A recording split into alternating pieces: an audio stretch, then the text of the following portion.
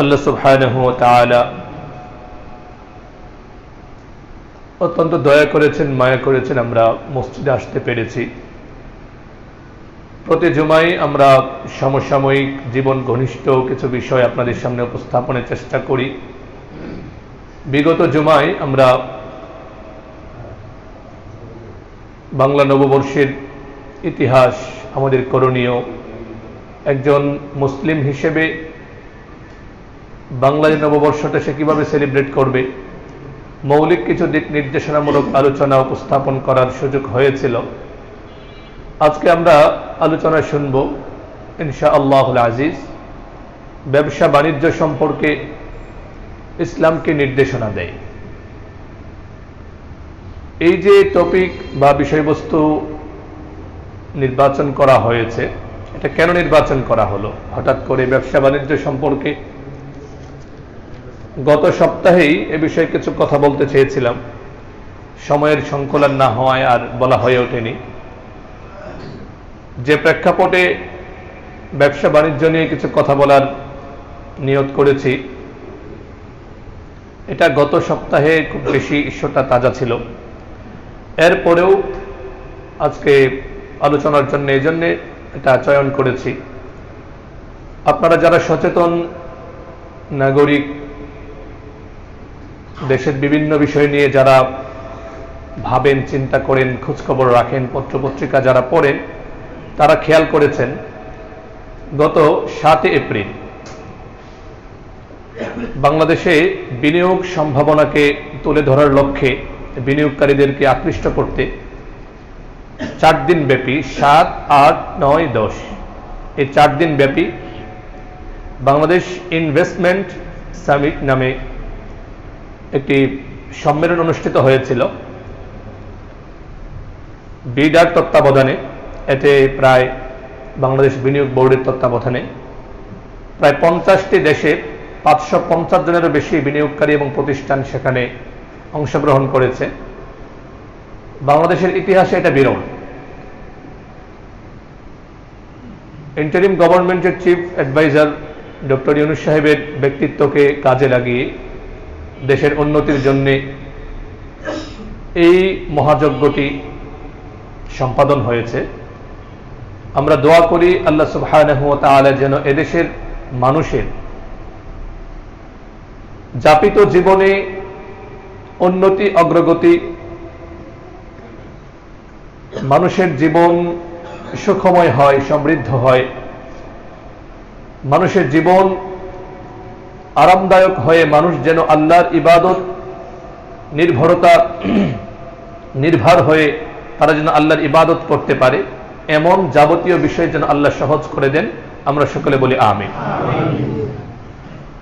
তো বাংলাদেশ বিনিয়োগ বোর্ডের এই আয়োজনটি, বাংলাদেশ ইনভেস্টমেন্ট সামিটের এই যে সম্মেলনটি, এটিকে উপলক্ষ করে গত জুমায়, যেহেতু খুব কাছে ছিল, গত জুমা তো ছিল 11 এপ্রিল, সেই হিসেবে গত জুমাই বেশি উপযুক্ত ছিল যে আমাদের মন মানসিকতা, এই যে বিনিয়োগ বা ব্যবসা বাণিজ্য এ সম্পর্কে ইসলাম কি নির্দেশনা দেয় এটা শোনার জন্য গত জুমাটাই সুন্দর একটা ছিল, কিন্তু সময়ের জন্য আর হয়ে ওঠেনি।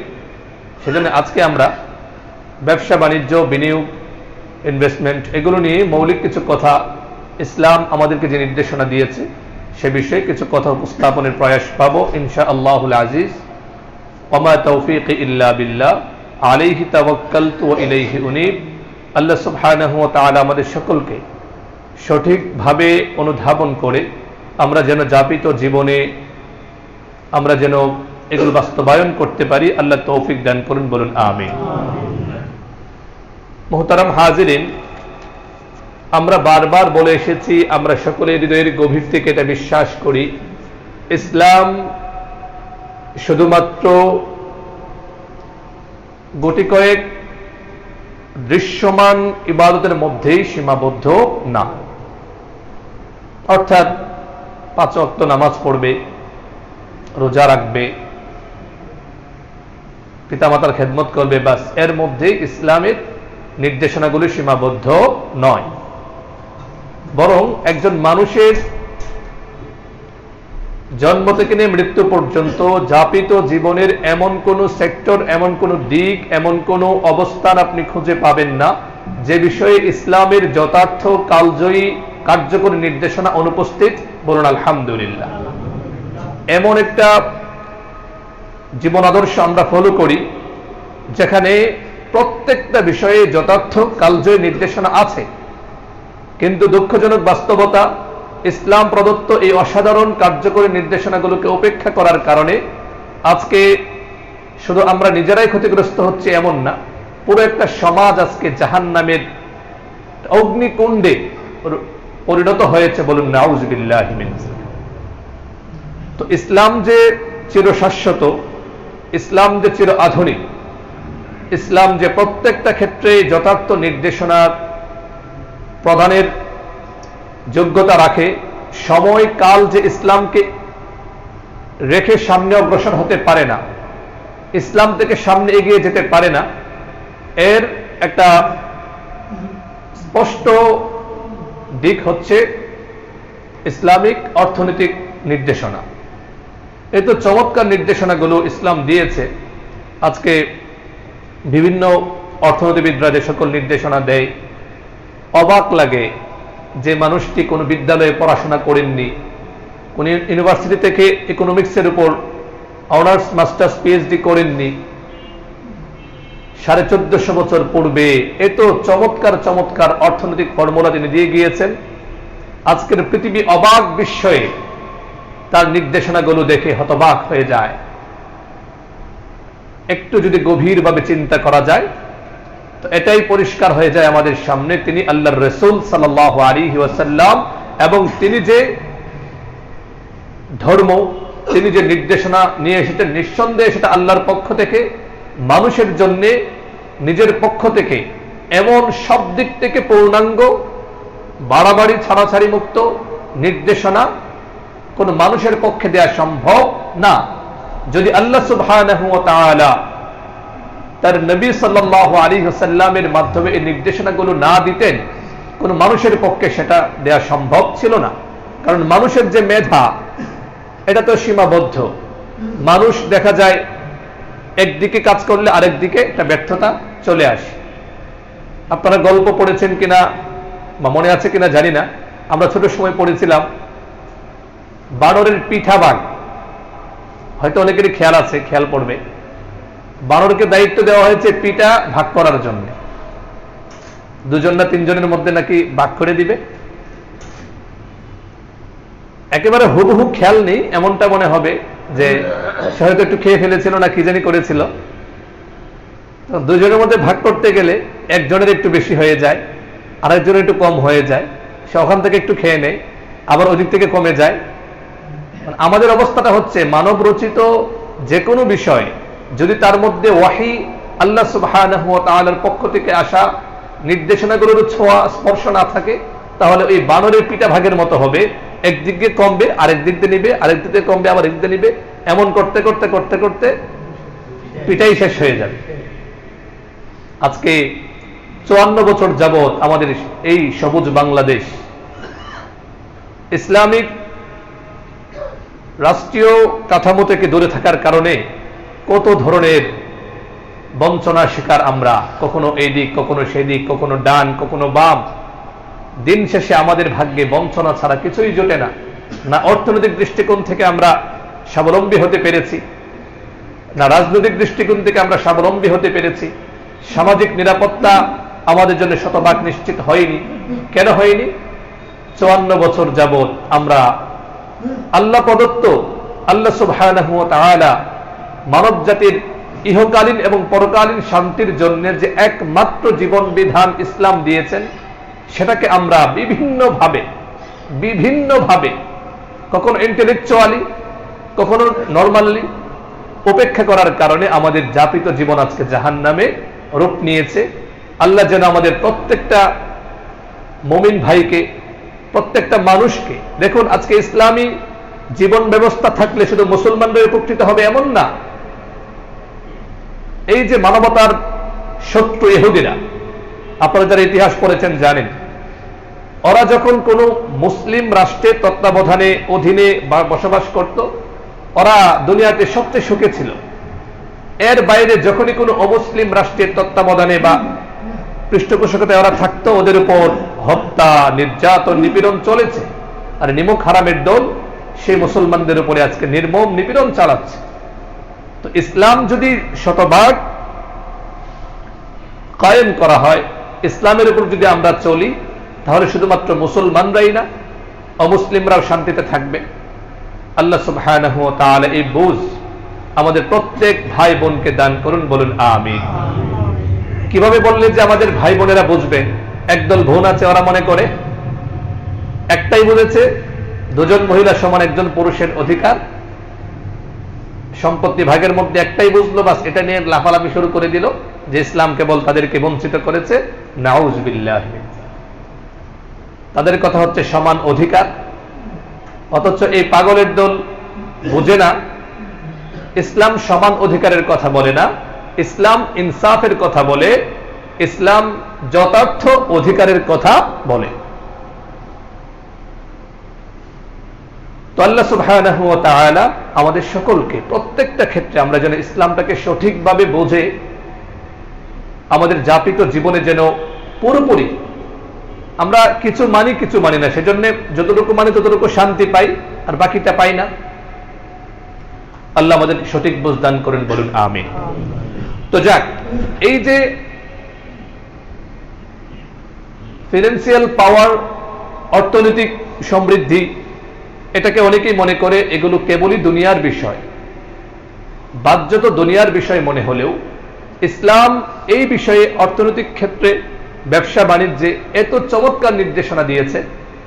এ বিষয়ে ইসলাম এত সুন্দর অবস্থান পরিষ্কার করেছে, স্পষ্ট অবস্থান স্পষ্ট করেছে, যেটা মানলে আমাদের জীবন, আমাদের বাজার সবকিছু সুন্দর হয়ে যেত।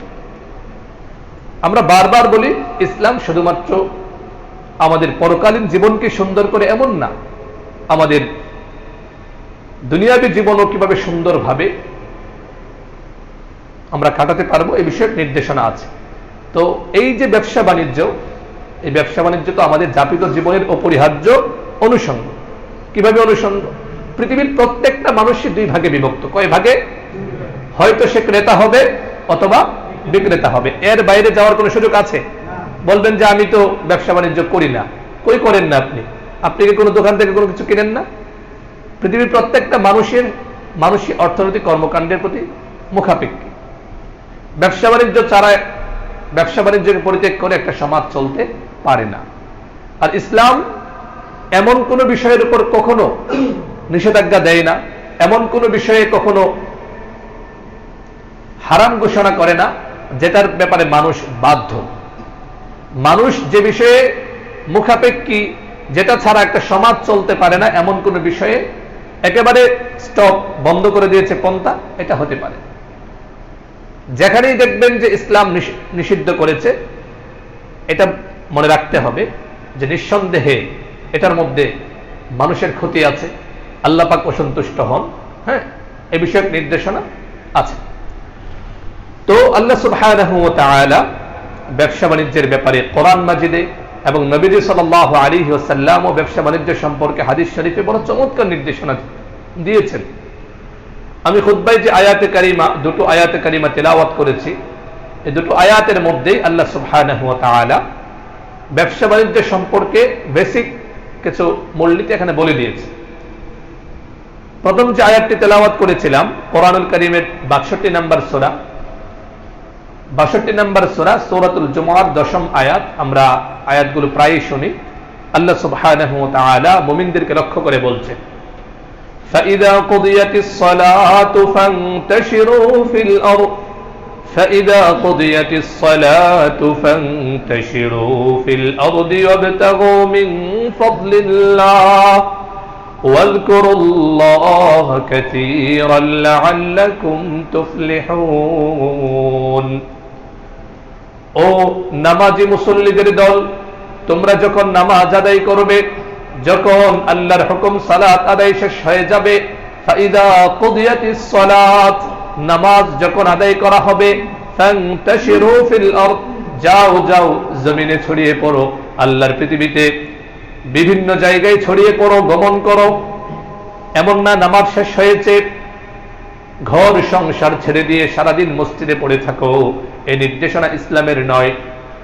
ইসলাম পরিষ্কার বলে ফান্তাশিরু ফিল আরদ, যাও যাও জমিনে ছড়িয়ে পড়ো, ওয়াবতাগু মিন ফাদলিল্লাহ, এবং আল্লাহ সুবহানাহু ওয়া তাআলা যে অনুগ্রহ করেছেন, আল্লাহর ফজল এবং অনুগ্রহ তালাশ করো। সুবহানাল্লাহ। মুফাসসিরিন কালাম স্পষ্ট লিখেছেন, এখানে ফাদলুল্লাহ মানে উদ্দেশ্য হচ্ছে ব্যবসা বাণিজ্য, ফাদলুল্লাহ মানে উদ্দেশ্য হচ্ছে জীবিকা উপার্জনের যে কোনো পন্থা। নামাজ শেষ হয়েছে, নামাজ আল্লাহর পক্ষ থেকে আপনার উপর ফরজ, নামাজ আপনি আদায় করলেন, এখন আপনার উপর ফরজ হচ্ছে তলাবু কাসবিল হালালি ফারিদাতুন বাদাল ফারিদা, এখন আপনাকে হালাল উপার্জনের দিকে মনোনিবেশ করতে হবে। সেটা ব্যবসা বাণিজ্য হতে পারে, চাকরি বাকরি হতে পারে, শ্রম বিনিয়োগ হতে পারে। আপনাকে বৈধ উপার্জনের দিকে অগ্রসর হতে হবে। কারণ আল্লাহ না করুন আপনি যদি বৈধ উপার্জনে মনোনিবেশ না করে, দুটা উপায়, হয়তো হারামের দিকে যাবেন অথবা পরনির্ভরশীল হবেন। দুটো জিনিসকে ইসলাম এত ঘৃণা করে, ভাষায় প্রকাশ করার মতো। আপনি পরনির্ভরশীল হবেন, ইসলাম এটাকে খুবই নিচতার দৃষ্টিতে দেখে। আল্লাহ আপনাকে সুস্থ বানিয়েছেন, মস্তিষ্ক ঠিক রেখেছেন, হাত পা ঠিক রেখেছেন, আপনি পরিশ্রম করুন, মেহনত করুন। আপনি কেন আরেকজনের উপর, আরেকজনের গলগ্রহ হয়ে আপনি কেন জীবন যাপন করবেন? পরনির্ভরশীল আপনি কেন হবেন? নবী সাল্লাল্লাহু আলাইহি ওয়াসাল্লাম সব সময় সাহাবায়ে কেরামকে কর্মমুখর জীবন যাপন করার কথা বলতেন, নির্দেশনা দিতেন যে যাও কাজ করো, কাজ করে খাও, পরিশ্রম করো। অন্যের অনুগ্রহ নিয়ে তুমি কেন চলবে? আল্লাহ তোমাকে শক্তি সামর্থ্য দিয়েছেন, আল্লাহ সুবহানাহু ওয়া তাআলা এটা পছন্দ করেন, বান্দা সে পরিশ্রম করবে। কারো অনুগ্রহের দাস হয়ে, কারো ইহসান নিয়ে সে চলবে না। আরেকটা উপায় হচ্ছে নাউযুবিল্লাহি মিন যালিক, আপনি বসে থাকবেন এখানে আর বিভিন্ন ভাবে হারাম টাকা পয়সা আপনার অ্যাকাউন্টে, আপনার পকেটে আসবে। এটা তো আরো ভয়াবহ। নবী সাল্লাল্লাহু আলাইহি ওয়াসাল্লামের একটি হাদিস খুব বিখ্যাত। এক ব্যক্তি নবী সাল্লাল্লাহু আলাইহি ওয়াসাল্লামের পাশে মসজিদে হারামে কাবা শরীফের সামনে সে খুব কান্নাকাটি করছে, খুব দোয়া করছে, কাঁদতে কাঁদতে অস্থির হয়ে যাচ্ছে। সাহাবায়ে কেরাম তো অবাক হলেন, মাশাআল্লাহ, এ তো বহুত বড় বুজুর্গ মানুষ, খুব কান্নাকাটি করছে। নবী সাল্লাল্লাহু আলাইহি ওয়াসাল্লাম তখন বললেন, আল্লাহ সুবহানাহু ওয়া তাআলা ওয়াহির মাধ্যমে নবীজি সাল্লাল্লাহু আলাইহি ওয়াসাল্লামকে জানিয়ে দিলেন। সাহাবায়ে কেরামের এই কৌতূহল সামনে রেখে নবীজি সাল্লাল্লাহু আলাইহি ওয়াসাল্লাম বললেন, তার দোয়া কবুল হচ্ছে না। কেন কবুল হচ্ছে না? ইন্না মালবাসাহু হারাম ওয়া মাতআমুহু হারাম ওয়া মাশরাবুহু হারাম ফাআন্না ইস্তাজাবু লা। এই যে ব্যক্তিকে দেখতে পাচ্ছ, সে খুব কান্নাকাটি করছে, কেঁদে কেঁদে দাড়ি ভিজিয়ে ফেলছে, আল্লাহর কসম এই ব্যক্তির কোনো দোয়াই কবুল হচ্ছে না।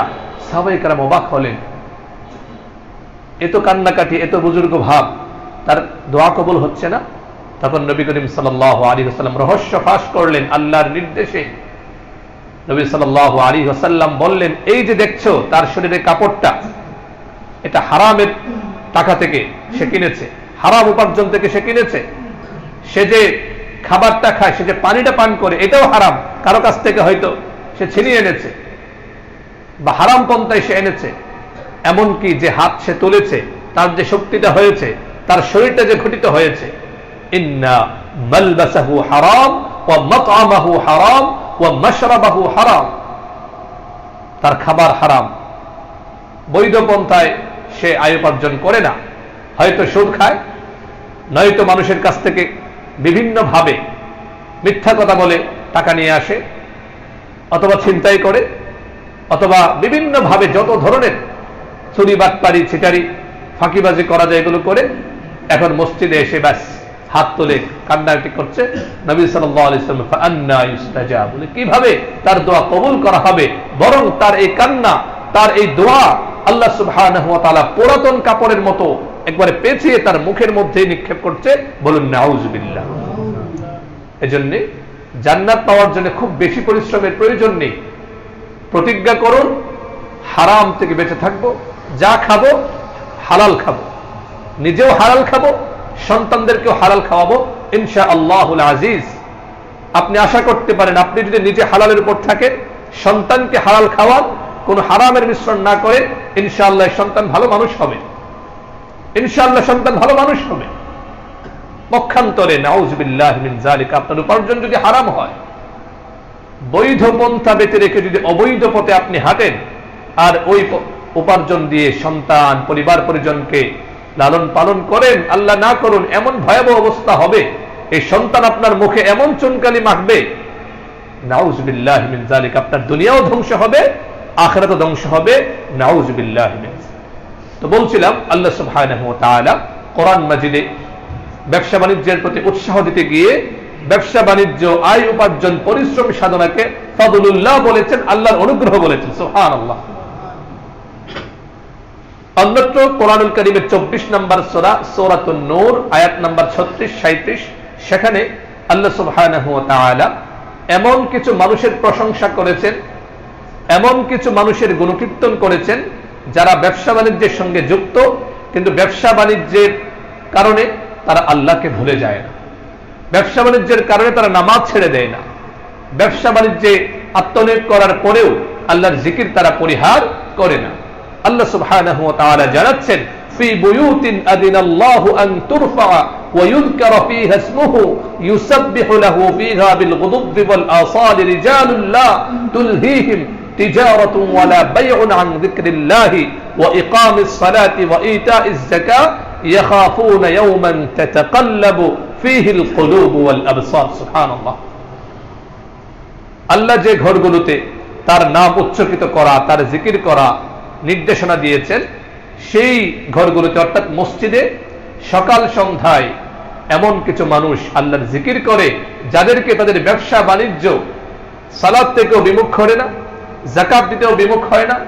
কত মানুষ শুধুমাত্র ব্যবসার অজুহাতে নামাজ পড়ে না। কারো কারো দেখা যায় জামাতের সময় কিছু মানুষ চলে আসে, সেজন্য তার দোকানে কিছু খরিদ্দার আসলো, কাস্টমার আসলো, সেজন্য জামাত ছেড়ে দিচ্ছে। প্রথমে নাউযুবিল্লাহি মিন যালিক একদল মানুষ জামাত ছাড়ে, আস্তে আস্তে আল্লাহর অকৃতজ্ঞ বান্দা সে একসময় নামাজটাই ছেড়ে দেয়। নাউযুবিল্লাহি। আল্লাহ বলেন যে আল্লাহর কিছু বান্দা এমন আছে ব্যবসা বাণিজ্য, কায় কারবার এগুলোতে যুক্ত হয়, অর্থনৈতিক কার্যক্রমে নিজেকে সংযুক্ত রাখে, কিন্তু যখনই আল্লাহু আকবারের আওয়াজ আসে ব্যাস ব্যবসা বাণিজ্য রেখে আল্লাহর জিকিরের দিকে, আল্লাহর আনুগত্যের দিকে, সালাত আদায়ের জন্য চলে আসে। থাকুক এই 20 মিনিট 30 মিনিট সময় যে আল্লাহর ডাকে আমি সারা দিয়ে মসজিদে চলে এসেছি, বরকত দেওয়ার মালিক কে? আল্লাহ। আধা ঘন্টা আপনি মসজিদে কাটালেন, আল্লাহ সুবহানাহু ওয়া তাআলা ইচ্ছা হলে এই আধা ঘন্টার বরকত এমন ভাবে দিবেন যে কল্পনাও করতে পারবেন না। সুবহান। ইতিহাসে হাজার নয়, লক্ষ নয়, কোটি কোটি ব্যবসায়ী এমন গিয়েছেন যারা এমন সততার সঙ্গে ব্যবসা করেছেন। এই সূরাতুন নূরের 36 এবং 37 নম্বর আয়াতে যে সকল ব্যবসায়ীর প্রশংসা আল্লাহ সুবহানাহু ওয়া তাআলা করেছেন, তাদের পথ চলা শুরু সেই সাহাবায়ে কেরামের সময় থেকেই। সাহাবায়ে কেরামের মধ্যে এমন অসাধারণ ব্যবসায়ী ছিলেন, প্রচুর টাকা পয়সার মালিক ছিলেন, তারা সালাত আদায় করতে, যাকাত প্রদান করতে, আল্লাহর জিকির করতে, আল্লাহর আনুগত্যের জীবন যাপন করতে তারা পিছপা হননি। নামাজের জামাতের সময় হয়েছে, ব্যাস থাকুক, এই সময়টা বিক্রি করলে হয়তো 500, 1000, 1500, 5000 টাকা বিক্রি হইতো, ছেড়ে দেব আমি আল্লাহর জন্য, আল্লাহই দিবেন, রিজিক কে দেন? আল্লাহ। কত মানুষ আছে অল্প পুঁজি নিয়ে ব্যবসা শুরু করে, সততার সঙ্গে ব্যবসা করে, আল্লাহ সুবহানাহু ওয়া তাআলা এমন বরকত দেন সে কল্পনাও করতে পারে না। সুবহানাল্লাহ। তো আল্লাহ সুবহানাহু ওয়া তাআলা কোরআন মাজিদে এমন সৎ, নামাজি, যাকাত প্রদানকারী ব্যবসায়ীর প্রশংসা করেছে। কত ব্যবসায়ীর উপর যাকাত ওয়াজিব? জিজ্ঞেস করলে বলে টাকা পয়সা তো নাই, অথচ তার দোকানে যে সম্পদ আছে, যে পণ্য আছে, এগুলোর উপর যাকাত ওয়াজিব হয়েছে সে জানেই না।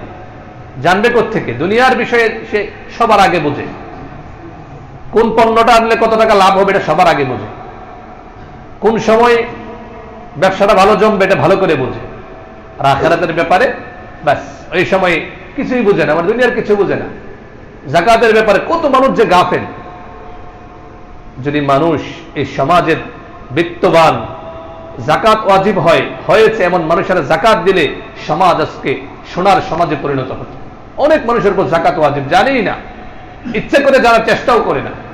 আলহামদুলিল্লাহ আমাদের আলোচনা শুনে অনেক ভাই শুরুর দিকে, 4 বছর তো হতে চললো, একদম শুরুর দিকে যাদের ব্যাপারে ভেবেছিলাম যে তাদের উপর যাকাত ওয়াজিব ভাবতাম, তো আলহামদুলিল্লাহ পর্যায়ক্রমে তারা এসে জিজ্ঞেস করতেন যে তাদের এই সম্পদ, বলে দিয়েছি আলহামদুলিল্লাহ তারা নিয়মিত যাকাত দিচ্ছে। যাকাত যারা দিচ্ছেন না বা আল্লাহর পক্ষ থেকে এই দান সৎকা যারা করছেন না, কত সম্পদের মালিক হবেন আপনি? আপনি কি কারোর চেয়ে বেশি সম্পদের মালিক হয়ে যাবেন?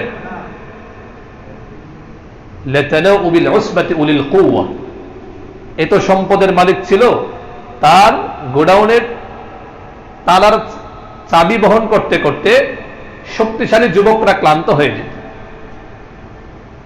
কোথায় আজ তার সম্পদ? একেবারে ফাখাসাফনা বিহি ওয়া বিদারিহিল আরদ। আল্লাহ বলেন তাকে এবং তার ধন সম্পদ, বাড়ি গাড়ি সব একদম মাটিতে ধসিয়ে দিয়েছে। আপনি যখন যাকাত দিচ্ছেন না, আল্লাহর হুকুম অমান্য করছেন, নামাজের সময় আপনি ব্যবসাতে একবারে ডুবে গেলেন, আল্লাহ না করুন, আল্লাহ না করুন, এই মুহূর্তে যদি কোনো আযাব চলে আসে। আপনি যখন মিথ্যা কথা বলছেন একজন ক্রেতার সঙ্গে, এই মুহূর্তে যদি আল্লাহ আপনার দোকানের মধ্যে শর্ট সার্কিটের মাধ্যমে আগুন লাগিয়ে দেন, পরে কি করবেন আপনি? বুঝি না, আমরা বুঝতে চাই না, নগদটা বুঝি। ওয়া কানাল ইনসানু আজুলা, মানুষের স্বভাব আল্লাহ বলছেন সবকিছু দ্রুত নগদ। মনে করে যাকাত দিয়ে দিলে তো কমে গেল, এরপরে নাউযুবিল্লাহি মিন যালিক। কেউ কেউ তো বলে যে যা মরলে পরে কিছু হোক, নাউযুবিল্লাহ, এই জাতীয় কথা যদি কেউ বলে ওর ঈমান থাকবে না, বেঈমান হয়ে যাবে একবারে। দুনিয়াতে কাটাই দেখি মরলে পরে কিছু হোক, নাউযুবিল্লাহি মিন যালিক। তো আল্লাহ সুবহানাহু ওয়া তাআলা খুব সতর্ক করে দিচ্ছেন, এই ব্যবসা বাণিজ্য বাহ্য তো দুনিয়ার কাজ হলেও আপনি যখন এটাকে নবী সাল্লাল্লাহু আলাইহি ওয়াসাল্লামের নির্দেশনার আলোকে বাস্তবায়ন করবেন, চালাবে, এটা অনেক বড় ইবাদত হয়ে যাবে ইনশাআল্লাহ। পক্ষান্তরে ব্যবসা বাণিজ্যে ধন সম্পদ পেয়ে যদি আপনি আল্লাহকে ভুলে যান, কোরআন জানাচ্ছে আপনি ক্ষতিগ্রস্ত, লুজার হয়ে গেলেন, আপনি ক্ষতিগ্রস্ত হয়ে গেলেন। দুনিয়ার মানুষ আপনাকে বিলিয়নিয়ার বলতে পারে, প্রচুর ধন সম্পদের মালিক, শিল্পপতি বলতে পারে, কিন্তু কোরআন জানাচ্ছে ইয়া আইয়ুহাল্লাযীনা আমানু লা তুলহিকুম আমওয়ালুকুম ওয়ালা আওলাদুকুম আন যিকরিল্লাহ ওয়া মান ইয়াফআল যালিক ফাউলাইকা হুমুল খাসিরুন। কোরআনুল কারীমের 62 নম্বর সূরা সূরাতুল মুনাফিকুনের 9ম আয়াত, আল্লাহর স্পষ্ট ঘোষণা, হে মুমিনরা, এই ধন সম্পদ, সন্তান সন্ততি, এটাও আরেক পরীক্ষার জিনিস। অনেকে আছে সন্তানদের জন্য এত চিন্তা ভাবনা, এত কিছু, বাপরে বাপ। ওই দিন একজন বলতেছে যে ছেলেটা পড়াশোনা করে না, এটা চিন্তায় মনে সে হার্ট অ্যাটাক করবে একবার। আপনি আপনার দায়িত্ব পালন করেন, বাকিটা আল্লাহর উপর ছেড়ে দেন।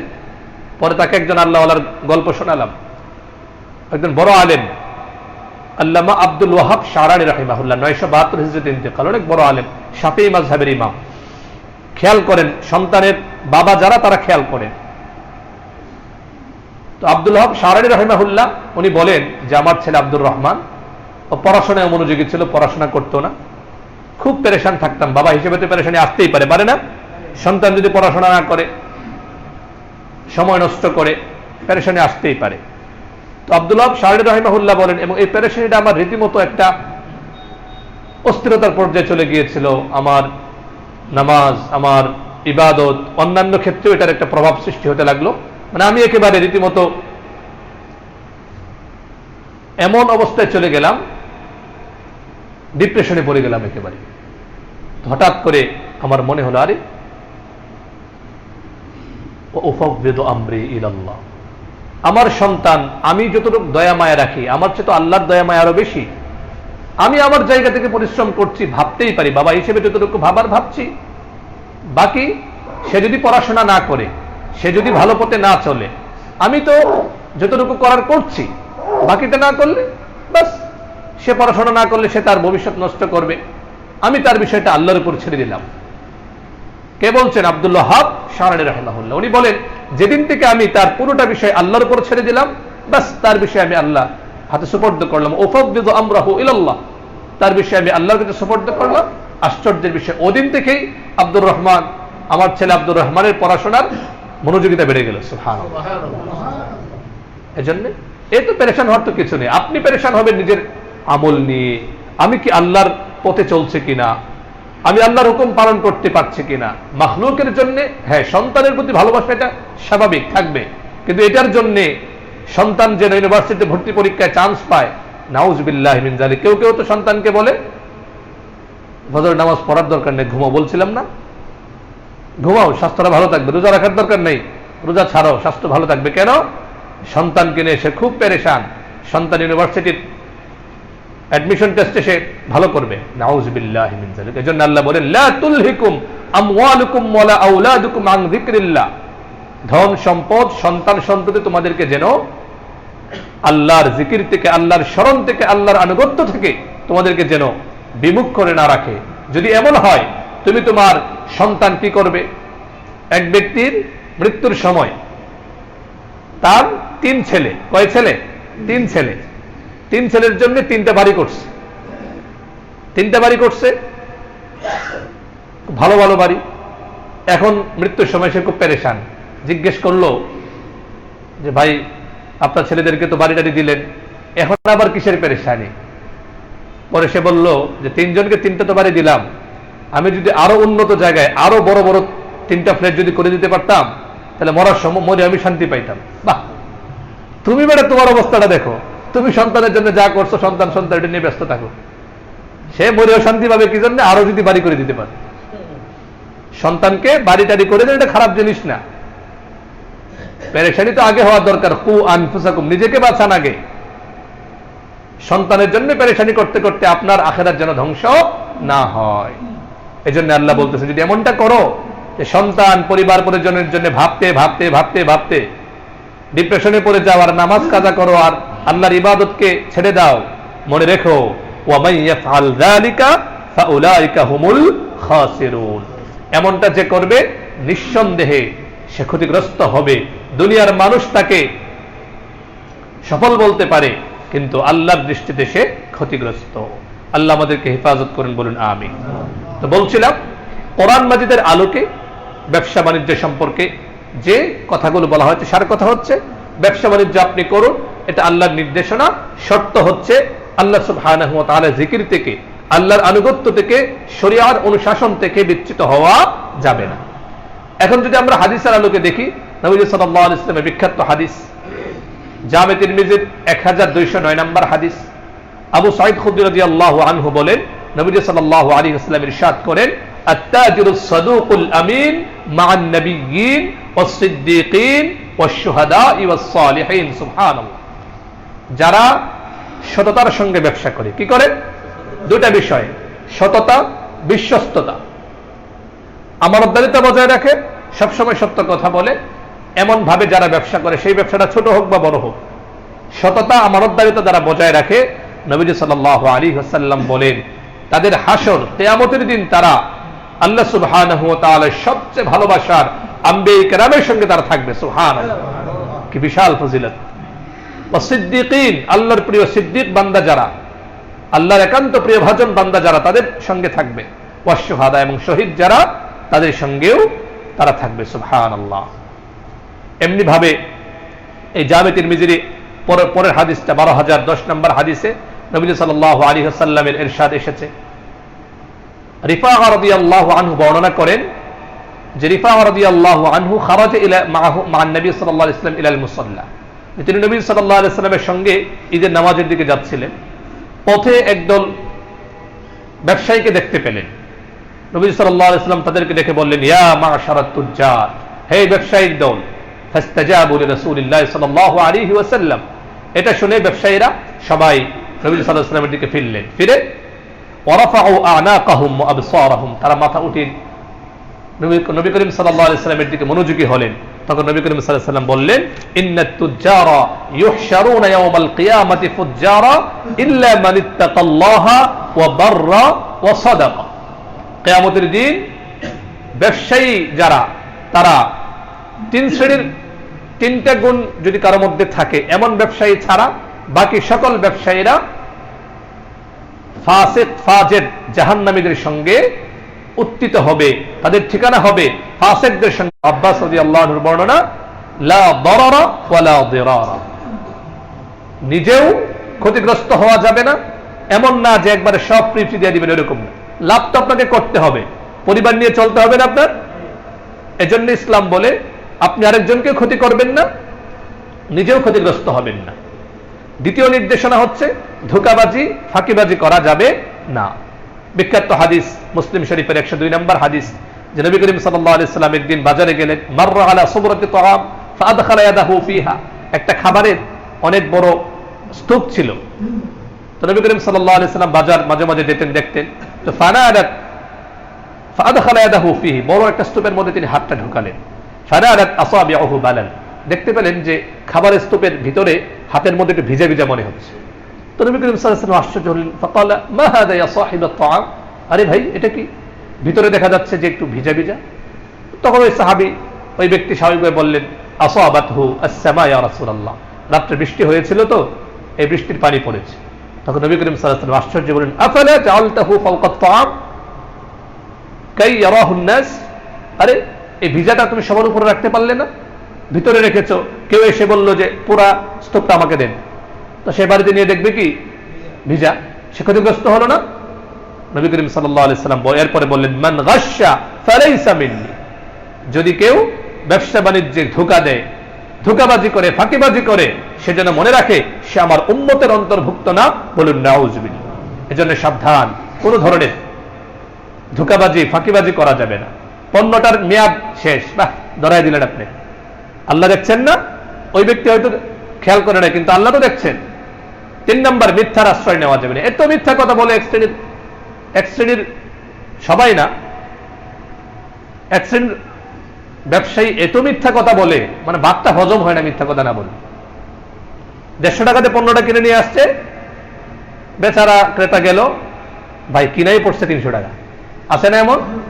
আমি একজনকে হাতে হাতে ধরেছিলাম একবার, আমার পরিচিত একজন মানুষ, একটু আগেই একটা খাতা কিনতে গেলাম না কলম জানি কিনতে গিয়েছিলাম, সে কথা প্রসঙ্গে বলে ফেলেছিল আমাকে যে ভাই, আমি জিজ্ঞেস করলাম ভাই সত্য কথা কত টাকা দাম পড়ছে এটা, সে বলল যে ভাই 150 টাকা।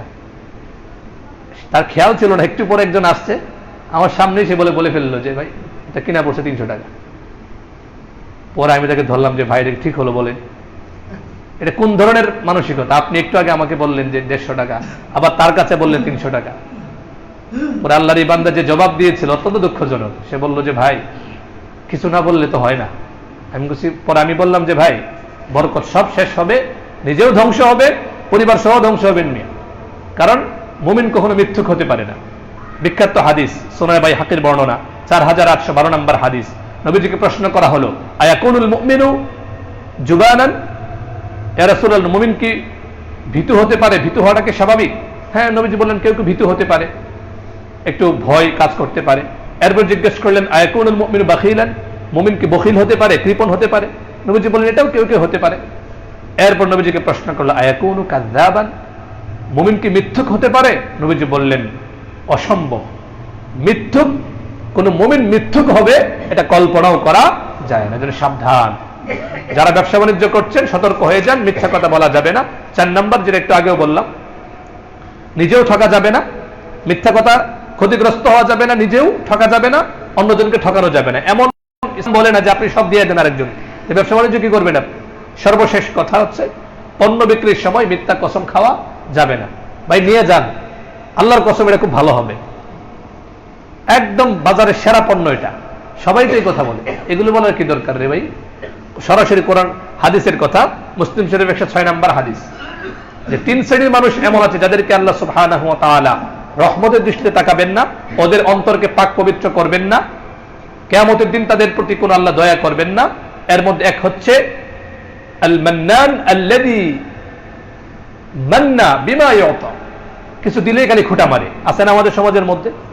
কিচ্ছু হলে খালি খোঁটা মারে, খালি খোঁটা মারে। আরে ওর যখন পড়াশোনা করছিল ওর তো 500 টাকা দিছিলাম, ও যখন বিপদে পড়ছিল আমি 300 টাকা দিছিলাম, দিছে 300 টাকা, খোঁটা মারে 300 বার। এই টাইপের মানুষ আছে কিনা আমাদের মধ্যে? খুব খারাপ জিনিস, খোঁটা দেওয়া যাবে না। দিয়েছেন আপনি আল্লাহর জন্য, আল্লাহর কাছে বিনিময় পাবেন। 2 নম্বর হচ্ছে আল মুনাফিক সিলআতাহু বিল হিলফিল ফাজির, মিথ্যা কথা বলে যারা মিথ্যা কসম খায়, খুব ভালো ভাই, আল্লাহর কসম সত্যি বলছি, যান এটা নিয়ে যান, খুব ভালো হবে। পরে ঘরে এনে দেখে পরে স্ত্রীর কাছে এসে ধমক খায়। অনেকে আছে না এমন, তুমি খালি বারবার মানুষের কাছে ধোকা খাও। অসম্ভব, এটা করা যাবে না। ইসলামের নির্দেশনা দেখুন, এগুলো যদি মানা হয় বাজার জান্নাতের বাজার হয়ে যাবেন ইনশাআল্লাহ। এগুলো আমরা মানতে চাই না। তো যাক, যে কথাগুলো বললাম ব্যবসা বাণিজ্য সম্পর্কে ইসলামের নির্দেশনা, সার কথা হচ্ছে মিথ্যা কথা বলা যাবে না, কাউকে ধোঁকা দেওয়া যাবে না, ফাঁকিবাজি করা যাবে না, সুন্দরভাবে সততার সঙ্গে ব্যবসা করুন, কোরআন সুন্নাহ নির্দেশনার আলোকে ব্যবসা করুন, দুনিয়াতেও আপনি লাভবান হবেন। কারণ হাদিসের শিক্ষা হচ্ছে আলাইকুম বিত্তিজারা ফাইন্না ফিহা তিসআতু আশার, রিজিকের 10 ভাগের 9 ভাগ আল্লাহ ব্যবসার মধ্যে রেখেছেন। সুবহানাল্লাহ। আর ব্যবসাগুলো তো আমাদের নিয়ন্ত্রণে ছিল। আজকে ব্যবসা বাণিজ্য থেকে আমরা দূরে সরতে সরতে ইউরোপ আমেরিকার ইহুদি খ্রিস্টানরা সব ব্যবসা দখল করে, সব টাকা পয়সা ওরা নিয়ে যাচ্ছে, আর আমরা শুধু হাহুতাশ করি। ব্যবসা বাণিজ্যে মুসলমানদের আত্মনিয়োগ করা উচিত সততার সঙ্গে, কারণ রিজিকের 10 ভাগের 9 ভাগে আল্লাহ ব্যবসার মধ্যে রেখেছেন। তো যারা ব্যবসা করতে চান, উদ্যোক্তা হতে চান, হন। শর্ত হচ্ছে সততা, বিশ্বস্ততা, পরিশ্রম, মেহনত করে যান, আল্লাহ বরকত দিবেন, এমন বরকত যে কল্পনাও করতে পারবেন। আল্লাহ সুবহানাহু ওয়া তাআলা আমাদের সকলকে তৌফিক দান করেন। আমিন। ওয়া আখিরু দাওয়ানা আলহামদুলিল্লাহি রাব্বিল আলামিন।